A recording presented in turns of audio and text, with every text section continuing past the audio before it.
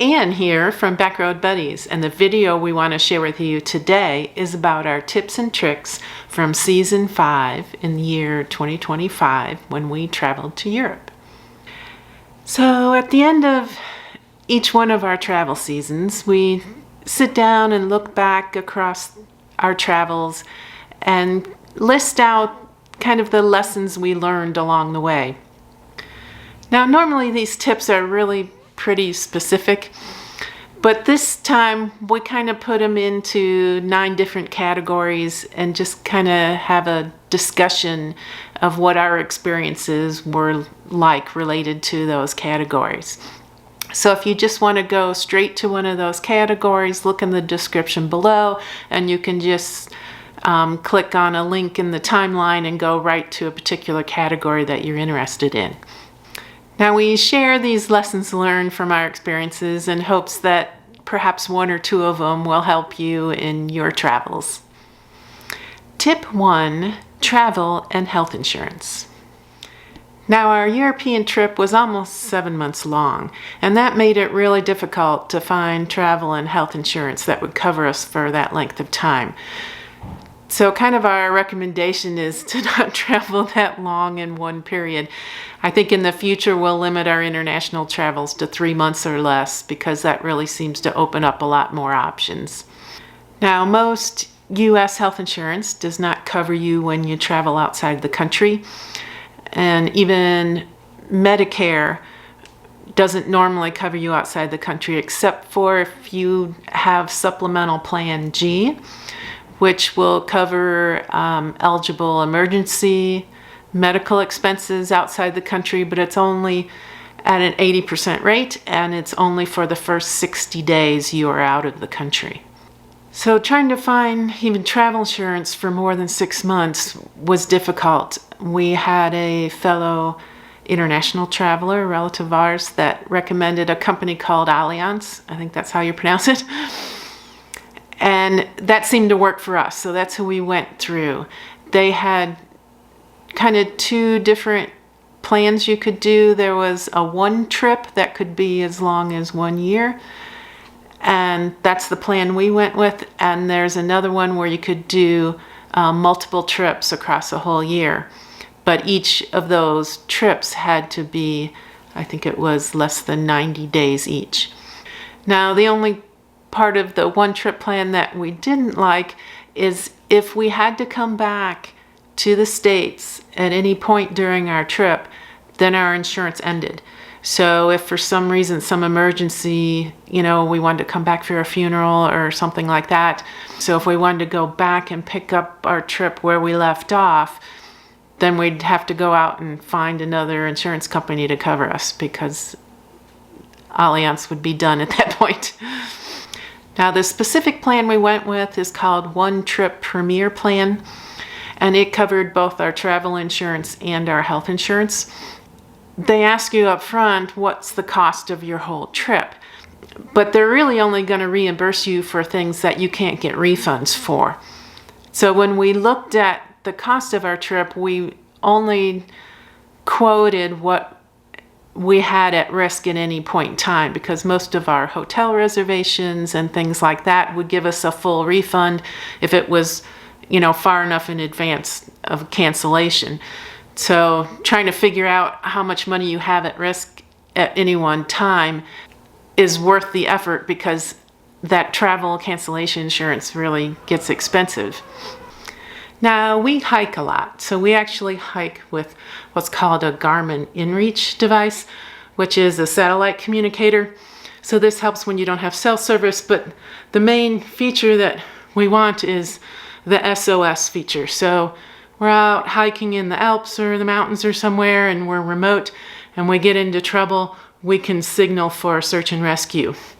Now, we carry a search and rescue insurance plan with Garmin, so that will help with extraction or search and rescue expenses.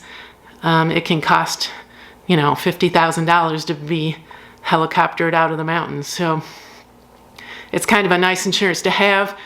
We believe Allianz would cover us while we were in Europe, and we were planning on doing the Tour de Mont Blanc. So the chances of getting into a search and rescue situation is not zero. But Garmin InReach search and rescue plan is not that expensive, and we already had it, so we just kept it. We were probably doubly insured for that, but I'd rather be doubly insured than not insured enough. Now, we planned most of this European trip ourselves, which means we didn't go through a travel agent, we didn't go through some package tour, at least for the whole trip. And if you do that, a lot of times on package tours, they will offer you travel and health insurance as part of the package. And that would probably be the easiest insurance to obtain, and you would be sure that it covers the right trip and everything is involved. Now, that insurance may not be the cheapest option out there, so if you're budget conscious, you may want to look around and see if you can get something cheaper than what the travel agent is offering you. But it would definitely be the most convenient. In fact, Chris, who was supposed to join us for the Viking cruise down the Rhine, we advised him to just go ahead and get the insurance through Viking, since he was just flying in for the cruise and then flying back out after the cruise. So it was all one package deal. Tip 2, exchanging money. Now, during our trip, we had to deal with 3 different currencies. So most of the time it was euros. In Switzerland, it was the Swiss franc. And in United Kingdom, it was the British pound. Now, we did not exchange any money before we left on the trip. Whenever we needed cash, or even always had some cash on us actually, we would go to a bank ATM and withdraw cash in the country that we were in. Now, our ATM card with our credit union worked just fine over in Europe. You may want to check to make sure your ATM cards will work. We also had a backup ATM card with another bank account. So just in case, one card gets lost or compromised, that we still have access to cash. And we actually did use our backup ATM, but not for the cases that we thought we would. It was when we were in Vernazza, Italy, our lodging accommodations there, they wanted us to pay in cash.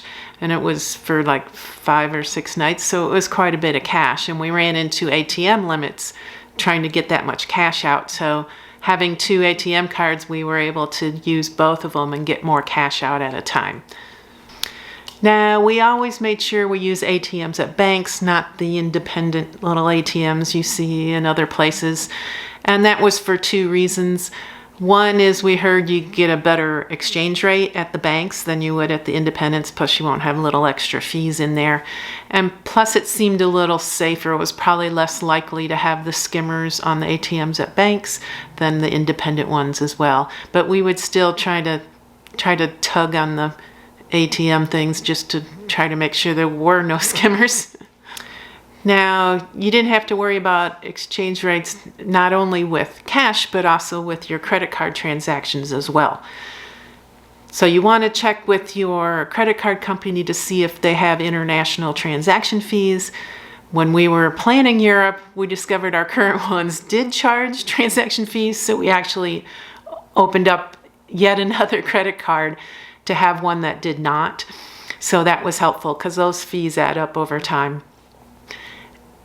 And we also had a backup credit card, which did charge fees, but we didn't use it very often and only when we really needed to. There were a couple cases where our main credit card started to reject some charges because it was suspecting fraud. So then we had to use our backup credit card and just accept the fees for that case. But that also brings up another point. A lot of credit cards allow you to notify them of your travel plans, so it will hopefully reduce the chances of them flagging a legitimate charge as fraudulent because it knows where you're traveling. Not all credit card companies do that. Some of them, I think, just detect where you are based on your patterns of charges, so you don't actually have to notify them of your travel plans. So we used that main credit card not only for purchases once we were in Europe, but also when we were making reservations while we were still in the States for places in Europe. The things you want to look out for is you always want to pay in the foreign currency of where you're making the transaction and not in US dollars, because you want the credit card company to determine the exchange rate, because that will generally be a better exchange rate than letting the point of sale company determine the exchange rate. And we actually experienced that firsthand. Again, when we were in Vernazza, Italy, we went to this little convenience store and got a couple drinks, and we did that several times. Well, the first time we went, they didn't ask us whether we wanted to be charged in dollars or euros, because it comes up on a prompt on them when you use an American credit card. And they charged us in dollars instead of euros. And then we saw that on the receipt. So the next time we made a point of saying, hey, please charge us in euros and not in dollars. So we were able to see an exact same purchase where we were charged different rates. So the first time, what should have been €6, we were charged $7.24 the first time and only $7.02 the second time. So that was an exchange rate of about $1.21 per euro the first time and $1.17 per euro the second time. And the $1.17 euro rate was what we were getting at the ATM for cash. So you can see, I mean, for a €6 purchase, it's not that big of a deal. It's not that much difference. But if you're doing a larger purchase, or, it just, those little extra charges add up over time. So just make sure that you're always being charged in the local currency. And then before you leave on your trip, especially if it's a long trip, check the expiration dates on your credit cards and see if they're going to expire while you're gone. We had one card that was going to expire about halfway through our trip. So we actually called them up and they were able to update our card with a new expiration date and get it to us before we left. So then we didn't have to worry about the card expiring while we were over there. Now you can call us old-fashioned, but before we went to Europe, we never really used the tap to pay with our phones. But going over to Europe, we actually got in the habit of doing that. It seems so much easier to, on the iPhone, it's just a double click. Credit card comes up, it sees my face, I hold it to the reader, I'm done. My credit cards stay safely stored away in my money belt or my pocket or my wallet or whatever. And my phone was usually out anyway, so it was just so much more convenient. And we've actually continued to do that since we've been back in the States. And I don't know why we didn't do that before. I guess, we were just creatures of old habits, I guess. But I think what got us in the habit was restaurants in Europe seemed like more so than here in the States, they would do a tap to pay right at your table from the waiter or waitress. So it was kind of always there and always convenient. They almost never took a credit card at a restaurant. It was always tap to pay. You don't have to, but it was just so much more convenient. And then when we were in London and using the subway, we would use a pay-as-you-go system. So we would use basically our credit card to tap and pay at the turnstiles when we entered and exited the subway, or the tube, as they call it. But it even makes it simpler, is at least in Apple Wallet. There's a thing called, let me get it right here, Express Transit Card. So you can enable that in your Apple Wallet, and then you don't even have to double click and have it recognize your face. If you go by the turnstile with your phone, it automatically will register your card. Tip 3, phone plans. Now, US cell phone plans don't automatically work in Europe. We wanted to be able to send and receive phone calls and text messages, be able to upload and download data from the internet. So we wanted a pretty robust cell phone plan while we were over there for such a long time. In addition, we also used our phones for navigation, either through Google Maps when we're driving down the road, or like All Trails app when we're out on a hike. Now, that being said, Google Maps and All Trails, especially the paid version of All Trails, allows you to download maps ahead of time so you can use them to navigate while you're not connected to the internet or a good cell service. But it is still nice to be able to search for things when you're out on the road or out traveling around, like where's the closest gas station or where's a nice restaurant to go to. Now there's a lot of different eSIM plans out there that you can purchase for Europe, with all different ranges of, phone calls, texts, data, all sorts of different price points. And that's probably the most cost-effective way of doing it, especially if you do your research. But we opted for convenience this time because there was just so many things to do and keep track of. So we actually went through our AT&T plan. We have an AT&T plan when we're in the States, which gives us unlimited data, and I think it's like 60 gigabytes a hotspot. And we were able to continue that over in Europe by signing up for the International Day Pass. Now the Day Pass cost us on top of our regular plan rate, so we were charged $12 a day for the first phone, up to 10 days in a monthly billing cycle. And then the second phone was only $6 per day up to the first 10 days of usage. And then it's free after that. So you could pick and choose what days you use it if you want to be a little more cost effective, but we just maxed it out every time and used our phones just like we would at home. So we were not really careful about our usage. So that meant for most monthly billing cycles we were over there, we were charged $180 per month.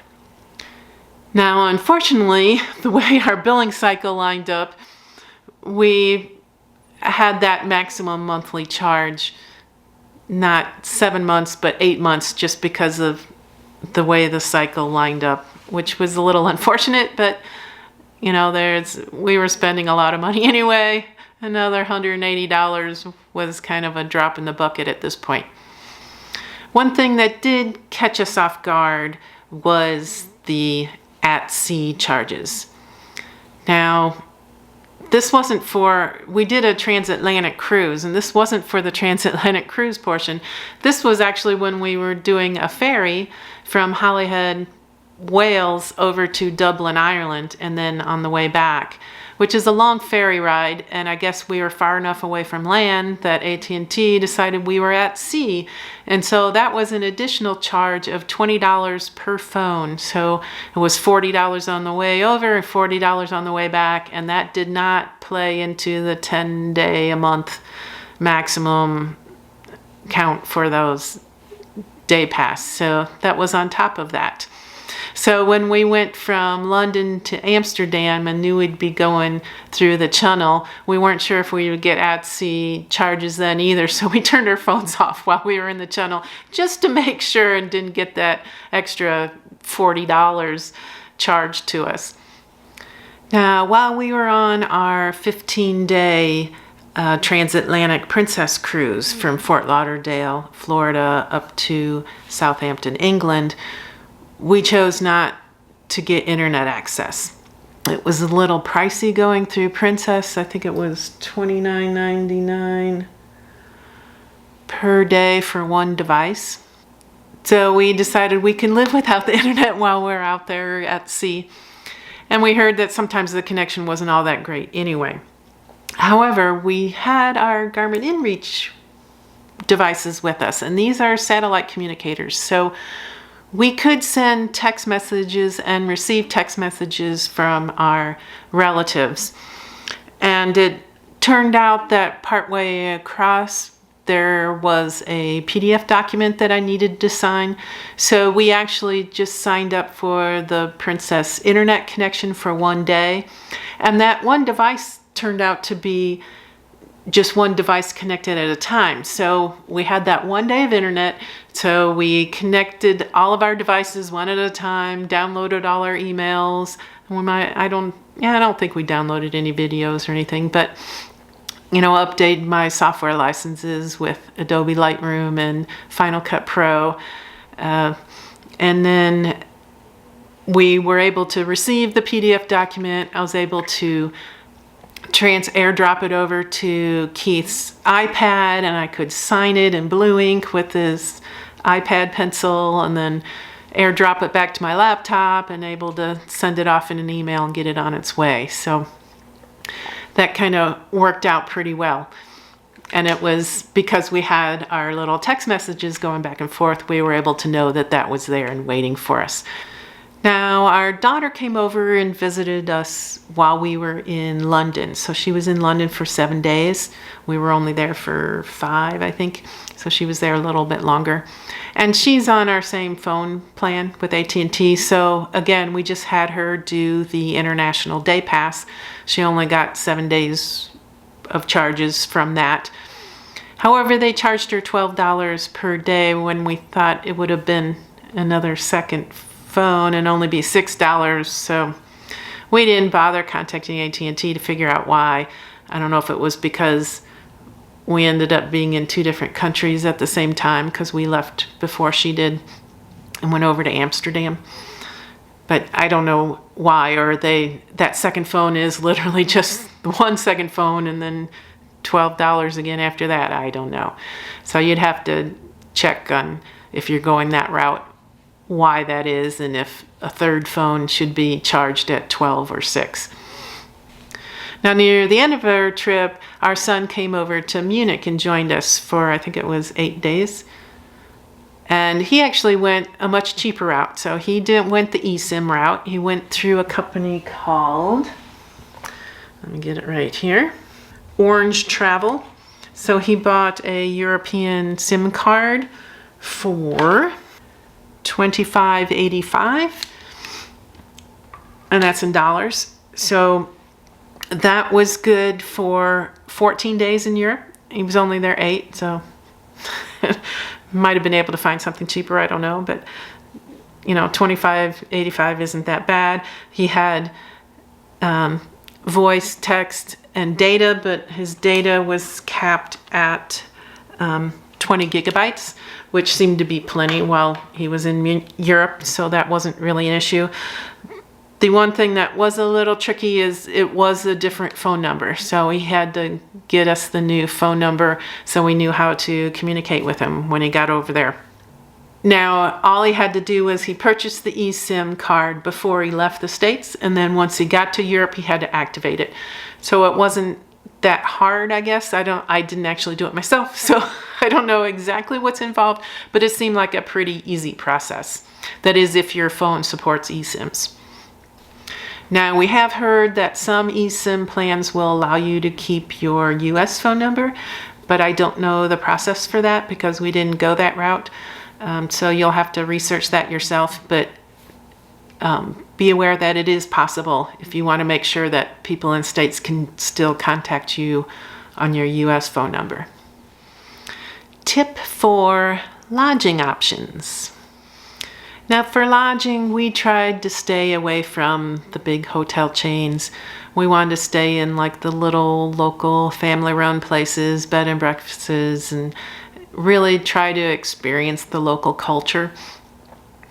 Now, this got tricky a couple times because we had to do an international bank transfer to pay a couple of deposits, so that we had to navigate that process and how to do that, because from the States it didn't seem like it was real easy. Over in Europe, bank transfers are done all the time. So we felt that extra effort was actually worth the experience in some of the places we stayed. Now, we weren't always going for the least expensive option. We were more into it for the different experiences. So if you're more budget conscious, just try to be creative. There are so many different lodging options out there. There are hostels, and not all of them are limited to youth. Some of them will take older people, and some of them even have private rooms associated with them for, of course, extra money, but that might be a budget option. Another option might be camping. We heard that a lot of the campgrounds over in Europe have kitchen facilities for the campers. So you could do tent camping and then prepare your own meals. So there are cheaper ways to travel than, booking expensive hotels. And that kind of brings up another kind of budget issue, is eating out versus preparing your own meals. So if you have lodging where you have kitchen facilities available, either a little kitchen or a kitchenette in whatever you're renting, then you can really cut back on a lot of expenses. You'll probably still want to go eat out every now and then to experience some of the local cuisine, but it's also a really worthwhile cultural experience to go into a local grocery store and see what's available there and what products are available, and just kind of see another side of kind of ordinary life in the locality that you happen to be in. Now, we did go into a few grocery stores over there. We didn't really do any real cooking, even though there was a couple times we did have kitchen facilities available for us. So, we threw a couple prepared meals in an oven once and, bought breakfast items or something, but we didn't do any real cooking while we were over there. Now, we reserved all our lodging ahead of time, and we tried to mix it up and had quite a variety of experiences. So we used Airbnb a couple of times.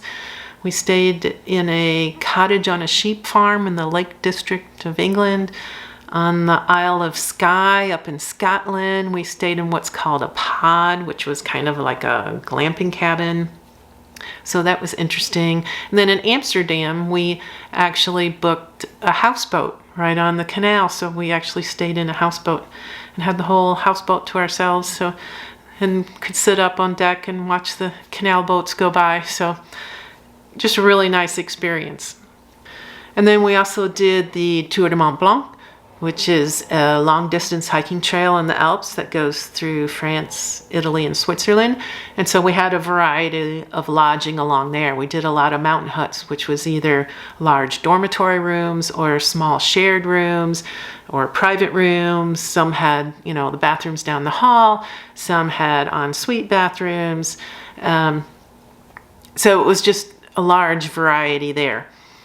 Now, it was a wonderful experience, and that being said, I don't ever need to stay in a large dormitory room again.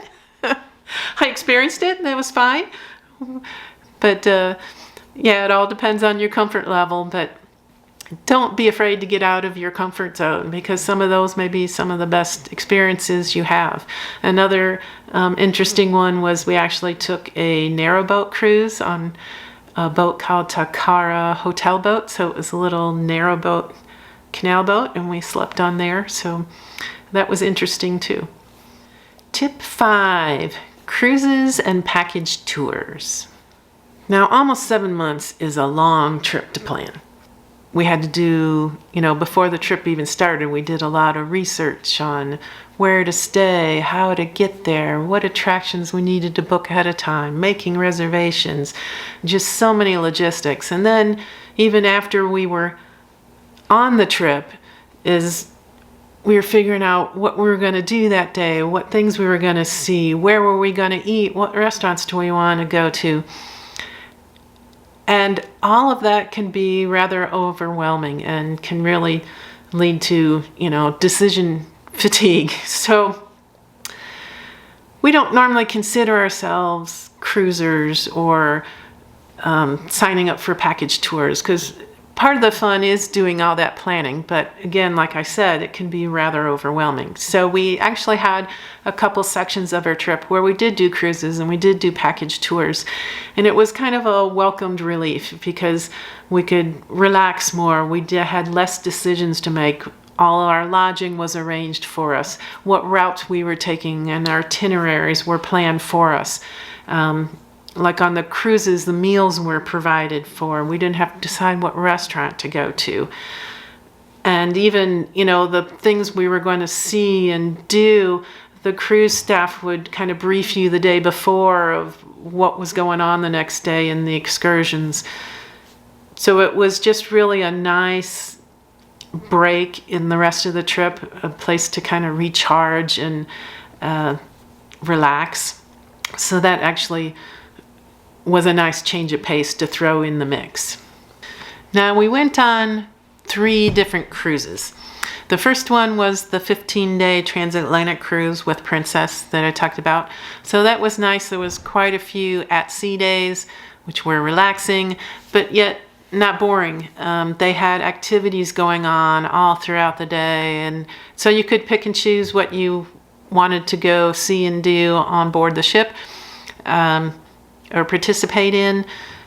Half the time, we opted not to do anything. We did make sure that we went to the evening entertainment, which was usually very top-notch, very good. And it was just, nice to sit back and relax and watch the waves. But what we really enjoyed about it, and really the main purpose of it, was to avoid an overnight flight over to Europe. So we weren't cramped in a seat, we had better food, and we had no jet lag. So it was just a wonderful way to get over to Europe without having to fly. The second cruise we went on was on the canals of the countryside of England, was on a boat called Takara Hotel Boat, which is a narrow canal boat. And it was a small boat, so there were the 2 of us, there were 2 other guests, and then the 2 owners. So that was really a really nice experience, because the other 2 guests, and the owners, were in a sense locals. They were both, or all, from England. So we got to know the culture so much better, getting to know the 4 of them. The owners cooked wonderful meals, not only 3 meals a day, but also morning tea and afternoon tea. We learned so much about the cuisine, so much about just the culture in general, getting to know them. So in addition to the food and carrying on wonderful conversations, we would take daily walks along the towpaths alongside the canals. And the canal boat goes slow enough that you can actually walk and keep up with the boat. So you could hop off the boat anytime, go for a walk, and hop back on. Especially if it was getting to be tea time, you didn't want to miss tea. But other than that, we just relaxed, and it was just a really wonderful experience. And then the third cruise we went on was the Rhine Getaway Cruise through Viking Cruises. And this was from Amsterdam in the Netherlands down to Basel. And this was, I think, a 7-day. It depends how you count it, the day you arrive, is that a day? But anyway, and this was kind of in between the 2, between Princess and the Takara. So it wasn't as big as Princess, so you got to know other passengers on board, but it wasn't quite as small as Takara either. So still, again, just wonderful food. You had a different port of call almost every single day. There was always an excursion that was included with the cruise, or there was several optional ones you could go on. And so you were pretty much led around the whole time. And you'd have guided tours of some of these cities and towns. And so you learned history, you learned a lot about the area. And you were just kind of led around as you went along. So it was kind of nice not having to, research anything and kind of be spoon-fed everything. And then we did 2 other package tours. Now these were not with a group, we were kind of on our own, but everything was arranged for us. So the first one was a hike and bike tour of the Cotswolds in England. So they provided us with the rental bikes, they provided all our lodging for us, they provided us with the bike routes and hike routes to take, what to see and do along the way. So again, everything was kind of provided for us, even though we were on our own to actually do the cycling and the hiking and get from one lodging to the other, and all our luggage was transferred for us. So that was another wonderful break in our itinerary. And then we kind of did something similar near the end of our trip in Nuremberg. It was through Radweg Reisen. It was called the Bavarian Beer Tour, and it was a cycle tour that started and ended in Nuremberg and went to places like Rothenburg and Bamberg.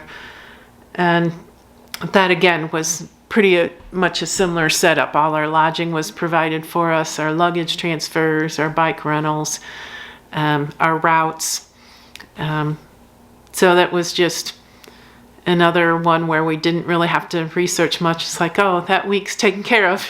We can move on and plan something else. So they were just, nice breaks. I still probably wouldn't do a whole large trip as a package tour because I like to wander and explore on my own.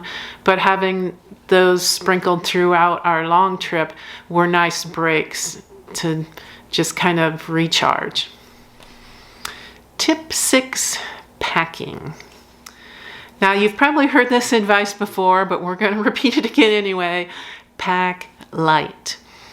So over in Europe, you'll probably find you're going to be carrying around your luggage a lot more than you would when you travel in the States, especially if you're doing a lot of train travel. If you're booking, smaller places of lodging, a lot of them don't have elevators. You're going to go up and down stairs. You're going to go to and from the train station or to and from your lodging and the car rental agency as well. I think that was one of our longest stretches of carrying our luggage, was getting from our hotel to the car rental place. And that was because we decided not to call an Uber. And we like to walk anyway, but I think it was over a mile, I think. We actually, or maybe even farther, that we just carried our luggage on our backs over to the car rental agency. And, especially if you're staying in some of the center of town, the old town areas, it's a lot of cobblestone streets, and so and a lot of stairs, going up and down stairs. You're just going to be carrying your luggage. So every ounce and gram you can eliminate from your luggage, you're going to be thankful for. So even though we were gone for such a long time, we did not go to laundromats. We would hand wash our clothes. So every evening I hand washed an outfit. At very minimum, a shirt, underwear, and socks.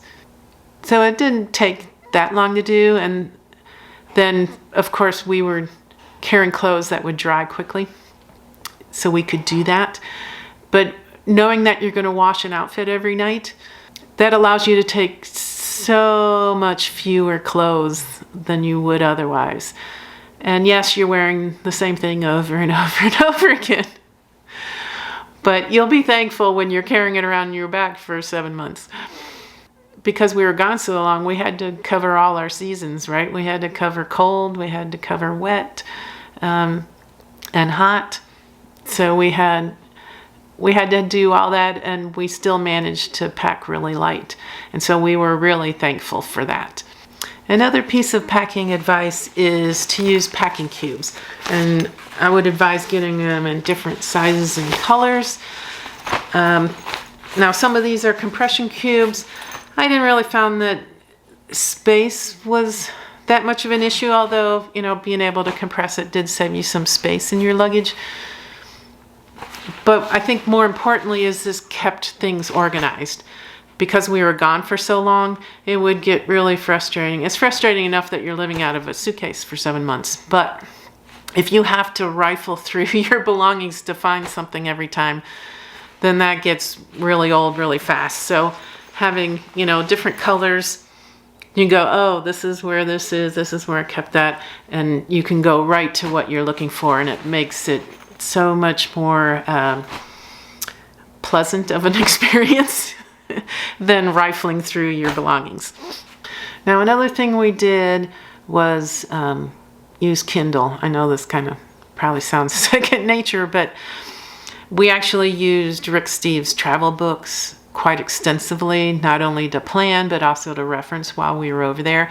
And we didn't want to carry books with us, so We loaded all of those travel books into Kindle, and I had my laptop with me, and my husband had his iPad, so we could get into Kindle and look at these books without having all the weight and volume of those books with us. Our other recommendation is to decide what you're going to take with you way ahead of time and trial pack it. Put it all in the luggage you're planning on taking with you and make sure everything fits. Pick it up, feel how heavy it is, weigh it. Make sure you can live with that for however many months you're going to be gone. And that will give you time to react too. You're like, oh my gosh, this is way too heavy, or oh, I don't think this luggage is going to work out. I need to get something different because things won't fit or it's not comfortable. Now, our final piece of advice on packing is have luggage that you can strap onto your back, because roller bags aren't going to work for a lot of places in Europe. You're going to be going up and down stairs. You're going to be going across cobblestone streets. A roller bag's going to get kind of old pretty fast. So have something you can strap on your back. Now, we used the Sojourn Porter. I don't know if you can see it real well in the camera here. It actually had straps here, which are hidden most of the time. So if you want to carry it like luggage, you can. But then these straps pull out and you can strap it to your back, and it's pretty comfortable. And so on travel days, especially when we were on trains, we would pull the straps out, strap it to our backs, walk over to the train station. So I don't know if you can kind of see how that all goes together. So it's, nice padded straps like a backpack. And we strap it to our backs, get to the train station, but then sometimes all the straps kind of get in the way when you're actually getting on and off a train. So then sometimes we would tuck them away so they wouldn't get caught on things as we're, trying to manipulate them on and off the trains. So having that kind of option really worked well for us. The other thing we liked about the Sojourn was on top were kind of these straps, which meant we could strap something else on there. And this really worked out because we were doing some hiking, especially the Tour de Mont Blanc. We also needed a real backpack with us. So in addition to the Sojourn, I had this other Osprey backpack, and that I could strap on top of the Sojourn. And so if I'm going to the train station, I can have that whole combination strapped to my back and get it there. So that really worked out nice. Now, if you want to see exactly what we packed, we had a couple other videos on that. So if you look in the description, I'll put links to those. So one was packing for Europe. And so that was mainly when we were traveling around most of our trip is what we had. I go into a lot of detail of exactly what I had, how I had it packed in the packs. And then when we went to go do the Tour de Mont Blanc, we actually went lighter because we were actually hiking with all our luggage on our back. So we left some of our luggage in the Sojourn in Chamonix before we started the trail, and then picked it up when we completed the trail. So we didn't carry everything we had taken with us to Europe on the TMB, but we had kind of split it up. And so I have another video that showed you how I split it up and what I actually carried on the Tour de Mont Blanc, and that is called Packing for TMB. So you can look for those links in the description below. Tip 7, transportation.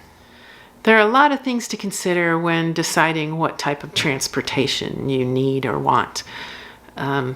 There's trains and buses and even planes, although we hate to fly, so we avoided planes as much as possible. Renting cars, boats. So things to consider, of course, are cost and time. Seeing what the schedules are for, different trains and boats, see what's available. So we ended up doing quite a variety, and it depended on the situation and where we were. we rented a car 3 times, and that was because we were in areas where other forms of transportation just weren't practical to do there. And then most of the rest of the time we did trains and a few boats thrown in there, of course.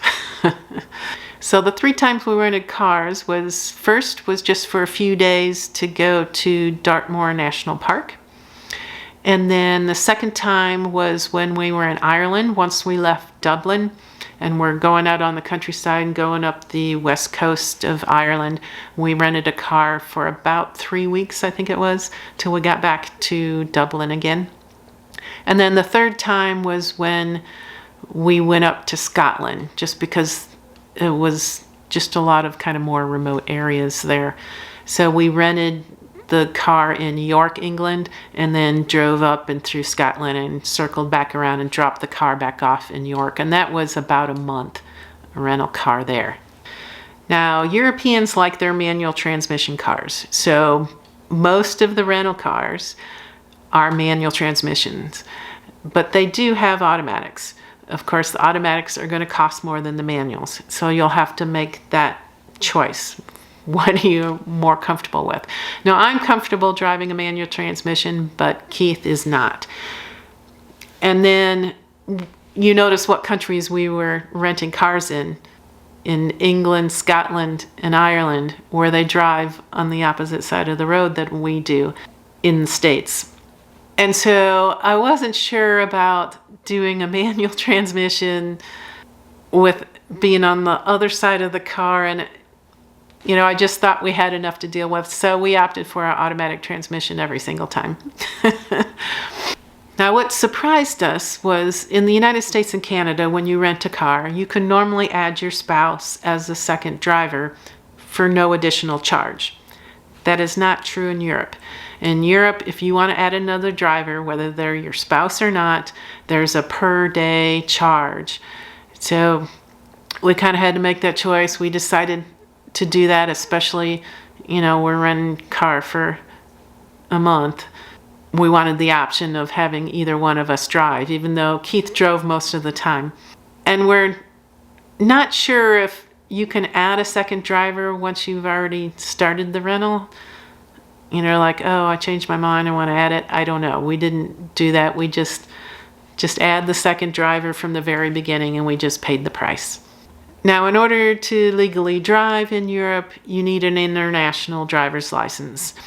Now, this is in addition to your state driver's license from the States that you normally have. The two have to be used together.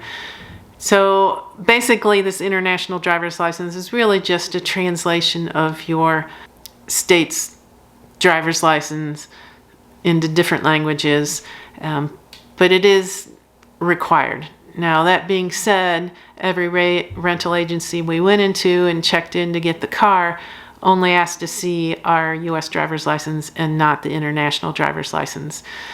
But I'm assuming if you got pulled over by the police, they would ask to see both.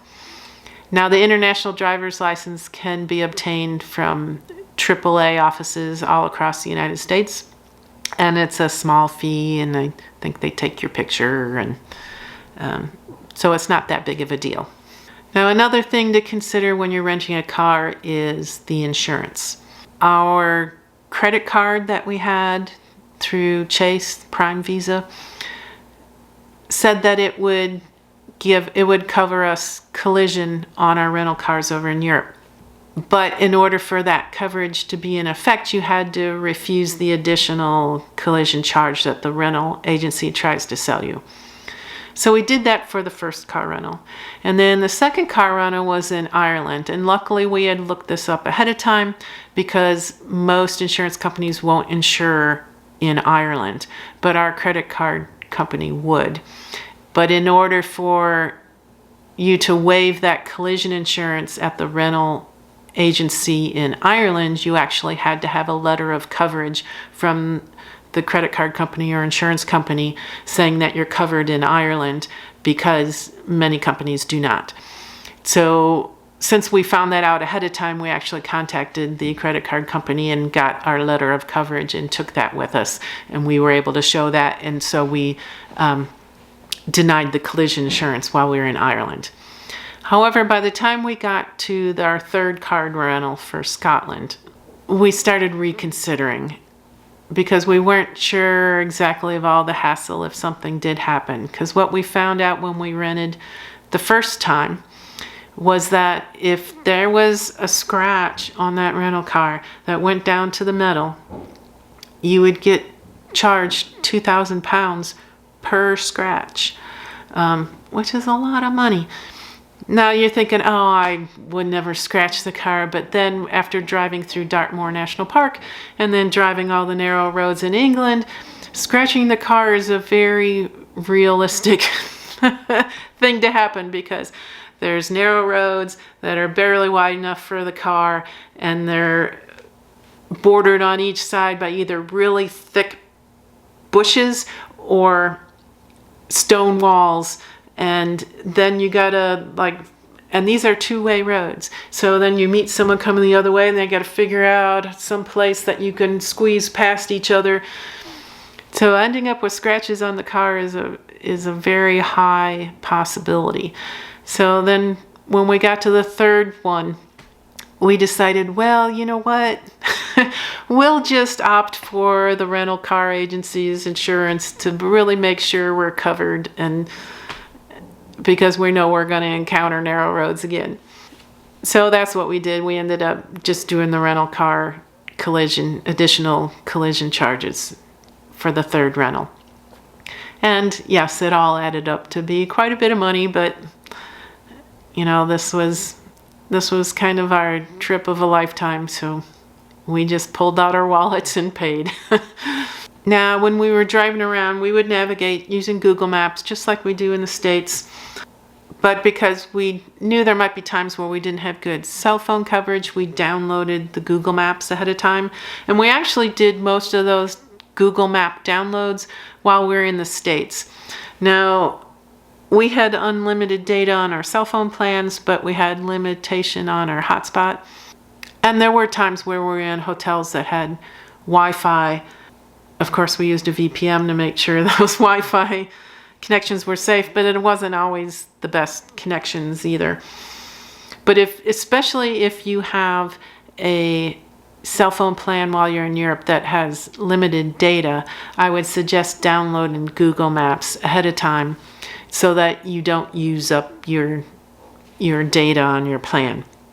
You can use those offline maps for navigation, but it won't have all the detailed information, like if you want to search for a restaurant or something like that. The download doesn't always have all that additional information in there, but it will help you navigate, which you really want to be able to do when you're in a foreign place and you don't really know the roads. So that's our advice for that. Now, there were several times where we used ferries, both as a pedestrian and with the car. So, of course, the big one was getting from Wales over to Ireland. We took the Dublin ferries over and back when we came back from Dublin. And then there was the Doolin ferry, which took us from Doolin, Ireland, out to the Inishmore Island, where we spent the night. And then so that was as a pedestrian because they don't allow you to take cars onto Inishmore Island.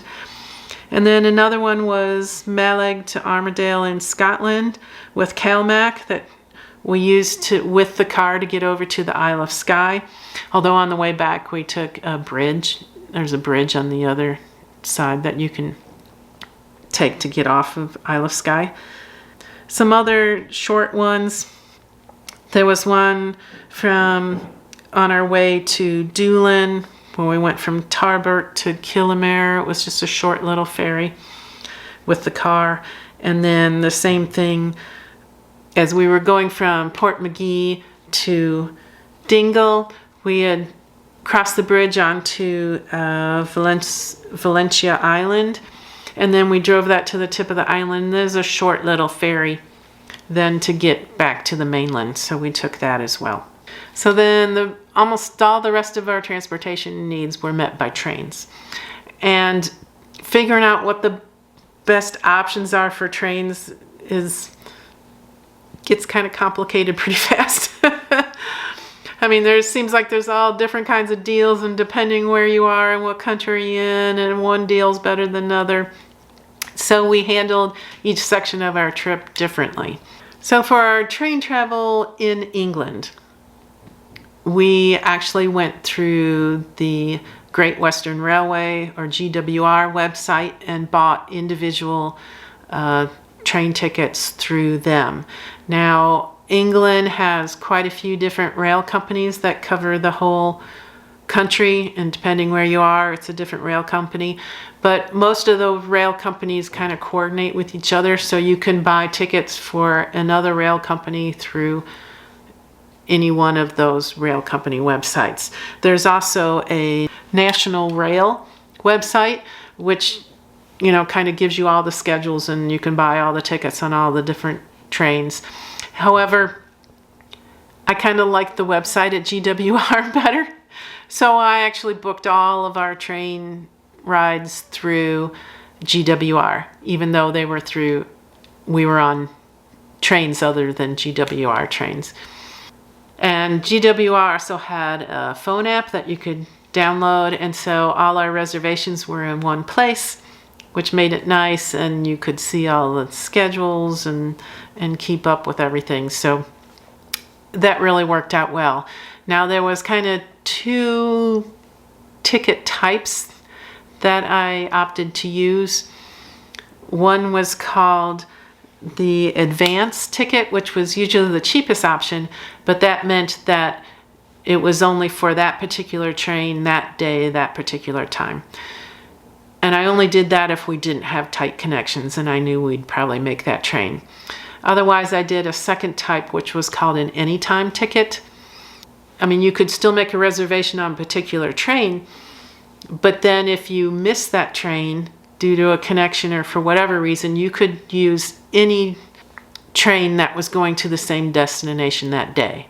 So you could hop on a later train or an earlier train if you wanted. So you had a lot more flexibility with that anytime ticket, although it cost just a little bit more.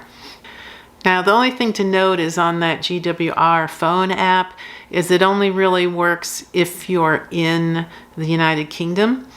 And we noticed that, I think a couple times I was trying to make a look at it from the States or even from Ireland, and it wasn't working. So the way around that is, if you have a VPN for your phone, just turn on VPN and change your location to the United Kingdom, and then the app works fine. So I don't know why they put that geo restriction on that app, but they did. For trains in Switzerland, we opted for the Swiss Travel Pass through the SBB, which is Switzerland's rail company. And this pass actually worked out pretty well.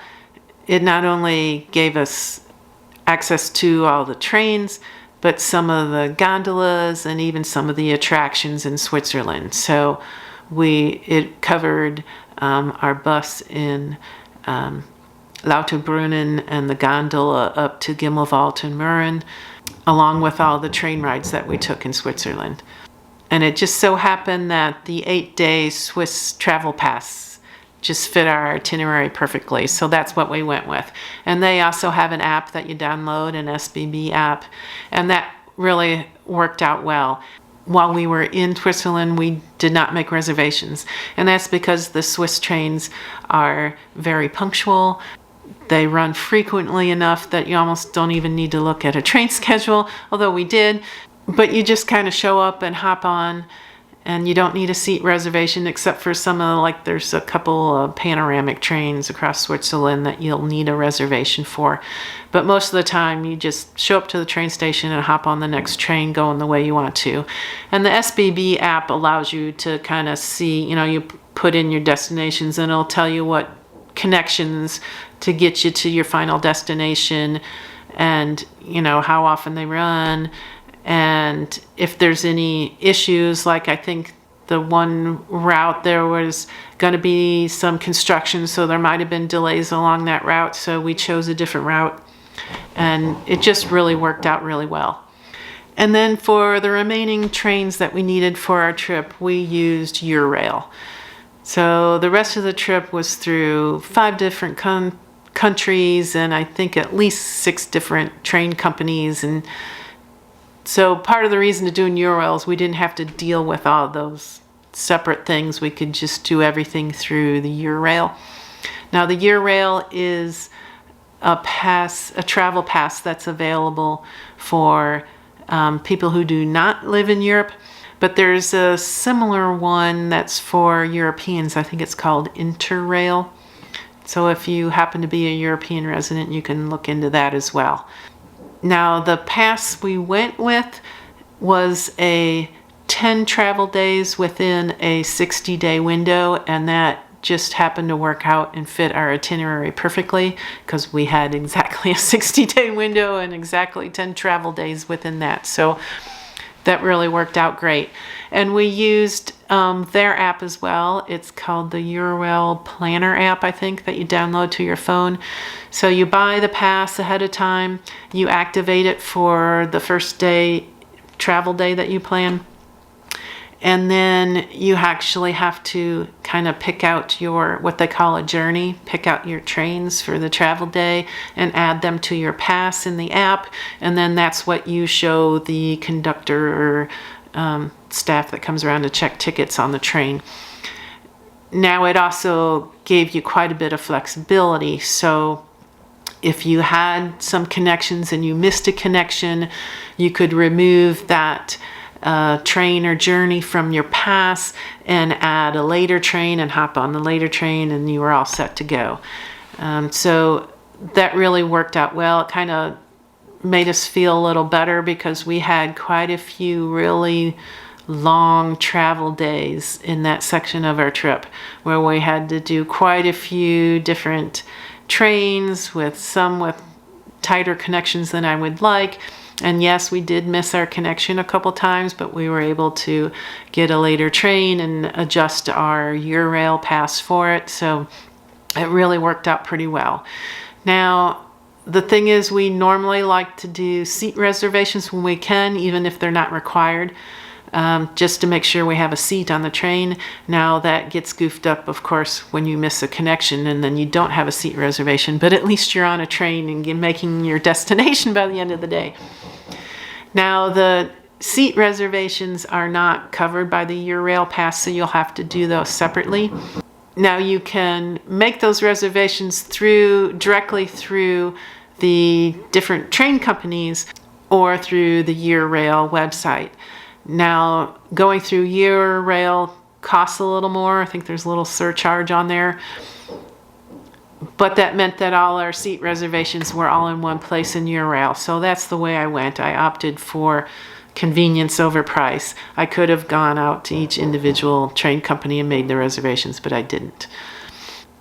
Now, the Eurail Planner app on your phone actually keeps up to date, as long as it has an internet connection, keeps updated information. So if trains are running late, you can see that in the app. You'll even get notified if it looks like you're going to miss a connection. And so that was really nice and handy to have.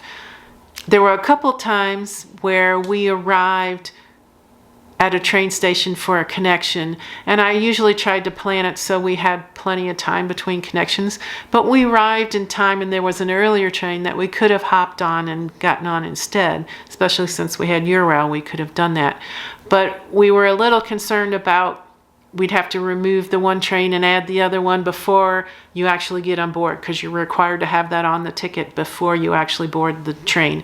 And we were concerned we wouldn't get that done in time. So we just sat around and waited for the train we originally planned for. But that kind of brings up maybe a little recommendation that it might have been a better strategy to go ahead and book that tight connection. And then if you miss it, then you've got plenty of time to adjust your ticket in Eurail to get on the next train. Now, the only time that might backfire is if you don't have a good cell or internet connection at the train station. But I don't know how often that is really an issue. You would think there would be good cell service at most train stations, but I could be wrong. Now, as far as local transportation is concerned, we didn't use local transportation a whole lot because generally we like to walk, especially when we're out of town. We want to explore the city, so we walk a lot. However, there were 3 times where that wasn't very practical, and that's in the larger cities. So in London, Vienna, and Munich, we did use the local transportation. So in London was easy. The most cost-effective way to use the transportation there is what's called pay-as-you-go, and you can use your credit card or, on your tap to pay, or use your phone at the turnstiles. And that was usually the cheapest option. They do have some travel cards, but they're close to the max on the pay-as-you-go. So the way the pay-as-you-go works is it figures out at the end of the day, okay, what's all the different trips you made, and it will charge you for each individual little trip up to a daily maximum. And those travel cards are priced pretty close to the daily maximum. So if I could go pay-as-you-go and perhaps pay less than the maximum, why would I buy a travel card? So there might be some other advantages there, but it seemed like pay-as-you-go was the thing to do. Even in London, we did walk a lot. There was a day that we did over 10 miles of walking, but we did use the tube or subway extensively, but we did use it. I think our maximum, we never reached the daily maximum on our trips. Now, if you don't like to walk much and are going to be using it all the time, you might hit that daily max. I don't know, but we did not. Now in Vienna, we didn't use the subway a whole lot. I think maybe we took 4 trips on it, I think.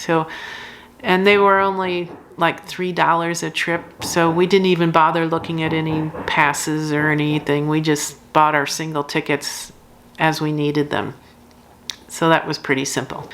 Now in Munich, their transportation system, which is called MVV or MVV, depending what language you're speaking, isn't quite as convenient as London's. It looked like they were starting to get some sort of pay-as-you-go system, but it required you setting up an account and linking it to a bank account. And we actually tried to go that route, but we couldn't figure out how to link it to a US bank account. So we kind of gave up on that.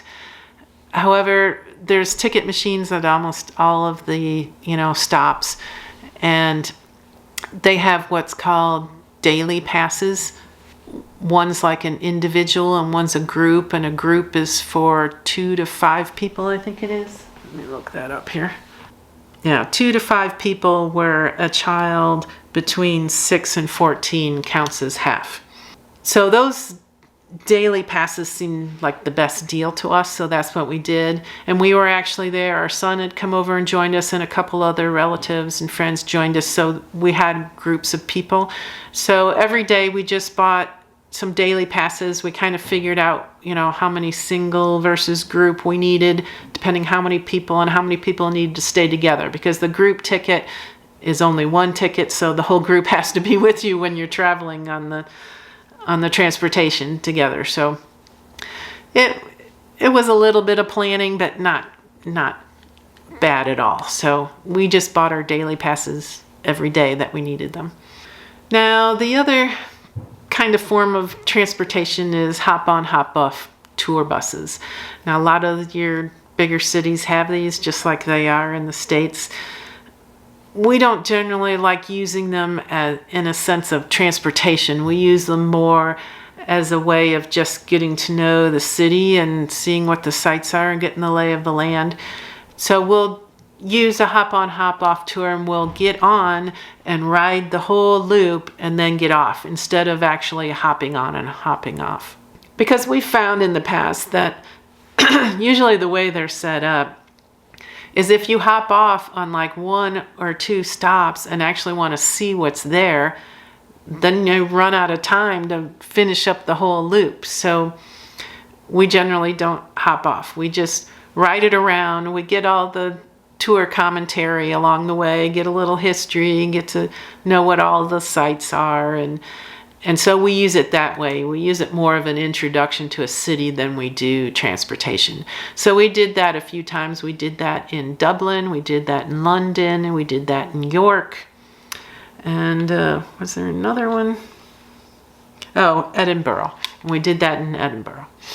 So that's kind of another option. I really wouldn't recommend it as a form of transportation, though. Tip 8, staying informed. So as we were planning our European trip, it seemed like there was visa rules that were constantly changing. The Schengen countries, which is the Schengen area, is, if you've never heard of it before, is kind of the EU with a few exceptions. And they have kind of, their visa rules kind of cover that whole area. Well, they kept talking about implementing this ETIAS system, which is Electronic Information and Authorization System. So people from a lot of countries, including U.S. citizens, would have to register with this system ahead of time before you were allowed to visit the Schengen area. Normally, the Schengen rules are you're allowed to visit for up to 90 days within any 180-day window without a visa. But this ETIAS was going to be this extra thing that you had to go through as well. But they kept delaying implementing it and delaying it and delaying it, because initially it was supposed to be in effect when we were there, and then it was going to go into effect while we were there, and then they still haven't implemented it or starting enforcing it, and I think it's due the end of 2026 or something. So it's still up in the air. But however, it looks like in the meantime basically the Schengen area and Switzerland have implemented this new entry and exit system, and that was actually after we had gotten back. So they implemented that in October, where they take your fingerprints, your facial image, passport details, your entry and exit dates when you enter the Schengen area or Switzerland. And then, so they kind of keep track of you, I guess. And that didn't require any advance action or any fees, where the ETIAS was going to be a small fee to do that. So that has been implemented.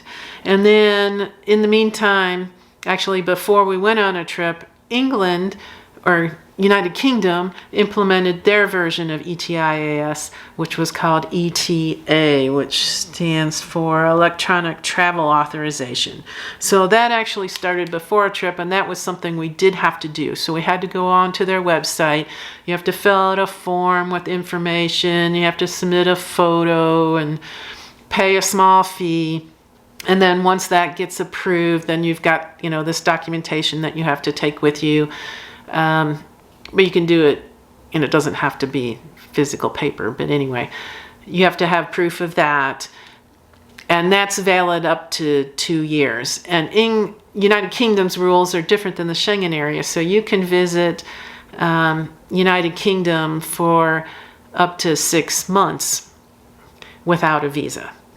But you do have to do this ETA thing. So we did that. But as all of this is churning around, you're like, oh my gosh, I never heard of this, or how do you keep track of this, or how do you even know this stuff's going on? And the place we found that was really the most helpful, at least for U.S. citizens, was the U.S. Department of State's travel.state.gov website.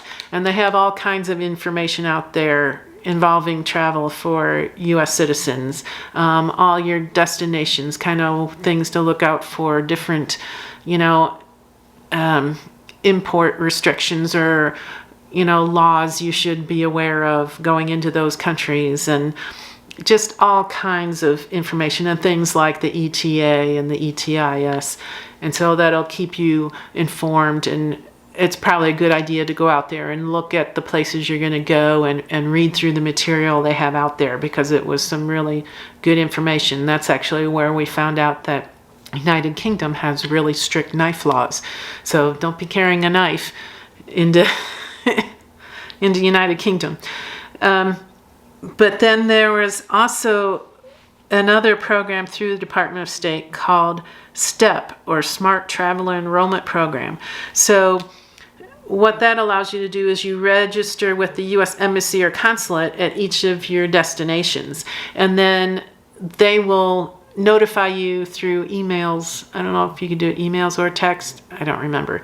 But we signed up for all our destinations, and that gives you all kinds of updates and timely information. So you'll get updates and alerts for security alerts, demonstration alerts, health alerts, weather and natural disaster alerts, travel advisory alerts, and routine messages about the U.S. Embassy and Consulate services.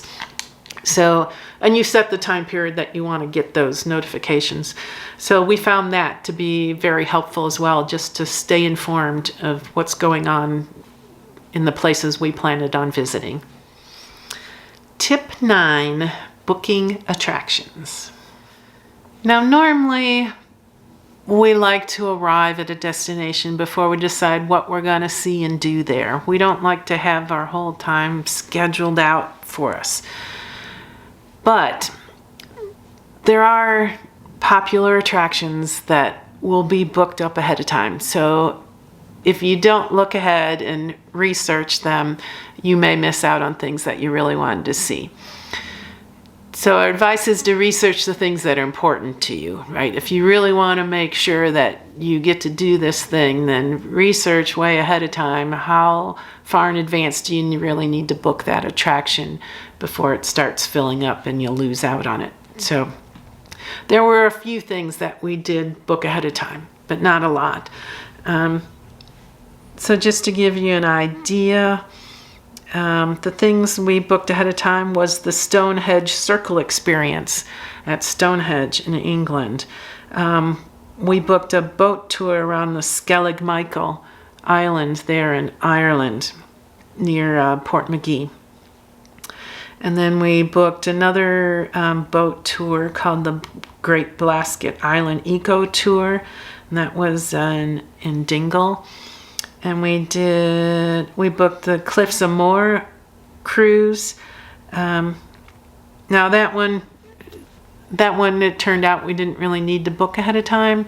It seemed like there was plenty of openings. I mean, you might want to do it like a day or two in advance, but we did one as part of, and we actually did it as part of our Inishmore, getting over to Inishmore Island, and on the way back we added on the Cliffs of Moher.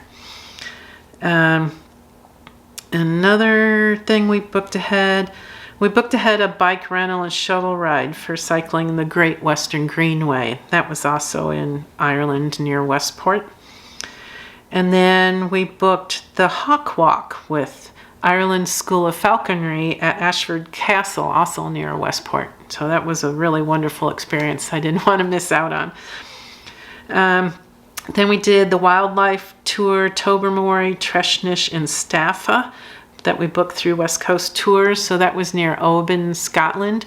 So that was a full day excursion. We took a boat and a bus and another boat, but it took us out to these islands where puffins were nesting, and just, that was a really wonderful experience. That was kind of on my bucket list. I wanted to make sure I saw puffins while I was there. So I got to see my puffins, and a lot of them. That was a really wonderful experience. And then we booked White Cliffs of Dover and Canterbury, or through Day Tours London, and that was from London. We did that with our daughter. And the Lion King musical in London. That was really the main reason my daughter was coming over to London, was see the Lion King musical. So we made sure we had that booked ahead of time. And then the only other thing that we booked ahead of time, well, I shouldn't say we, because it was actually a relative of ours, Brad. He did those reservations for us because they were meeting us in Munich, was the Oktoberfest. So we did some beer tent table reservations, and he did those reservations for us. And so thank you, Brad. That really worked out to be a lot of fun. Well, that just about does it for our tips. So I hope you at least found one little tidbit that you could use for yourself and make your travels go a little smoother. So we wish you happy trails and safe travels. Thanks for watching. If you want more details, like links to some of the things we talked about, look in the description below for a link to our related blog post, so check that out. And if you haven't already, please subscribe. We'd really appreciate it. Ta-ta for now.